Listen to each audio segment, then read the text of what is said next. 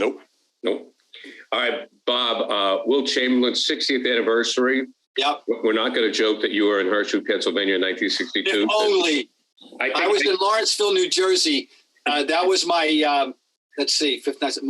my sophomore year.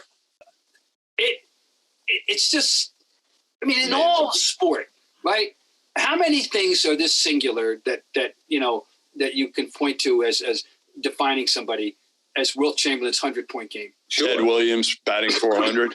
Yeah. Williams 406. It's Russell 11 titles, right? For one act. Well, for one act. Yeah, for one game. 20, striking out 20 by Clemens. Right. Exactly. Those are some of the examples, but none of them come close to Wilt scoring 100. In basketball, I don't know of another one. I mean, I think you have to say Wilt getting 100 is like the one that you think of. Yeah, and the idea, that it was in Hershey, Pennsylvania, where they used to play. I went there once, guys. The Celtics played there as late as the 71-72 season. And as a matter of fact, in the 71-72 season, 50 years ago, they clinched their division, their first post-Russell division in Hershey against the 76ers. And Billy Cunningham, who's one of my all-time favorite guys in this game, came in to congratulate them in the locker room. And really? I'll never forget that. Yes, he did. Anyway, guys, there's this game. I tweeted this morning, and he took 63 shots. He was 36 for 63 in a 48-minute game. Wouldn't you love to see it?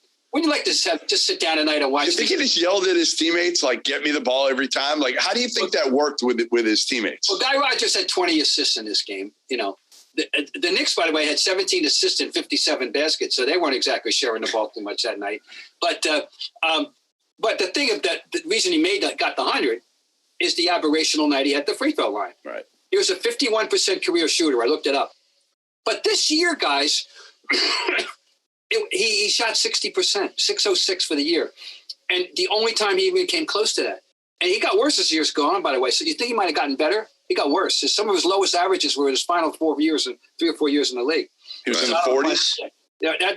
When he was going back and forth between shooting underhand and throwing darts, which is what I would call what he did when he shot it overhand. He looked like he was a dart player in a British pub, But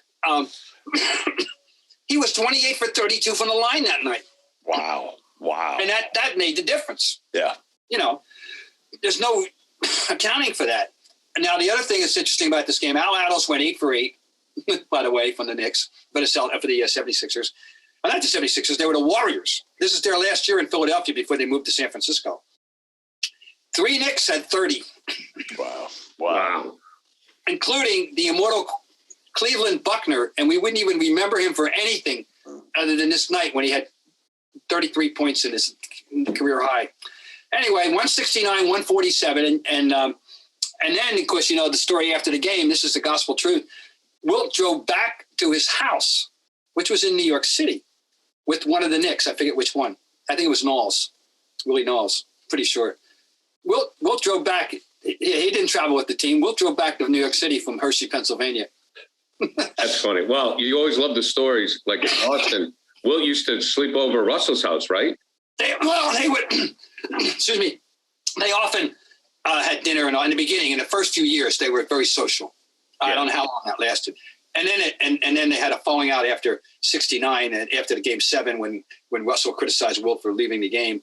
And then they patched it up in later years when, by the time, Wilt died, they had been friendly for years. No, he did that. I wouldn't say it was regular, Gary, but he did have dinner at Russell's, and he may have stayed over a few times. Yeah.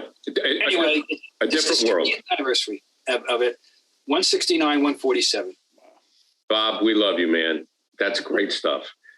Jeff Goodman, we'll talk to you next week. And, we'll talk after the Coach K game. We'll recap it. Coach K gives you a little kiss on the cheek. Yeah, I don't think it'll happen. All right, we'll see you later, guys.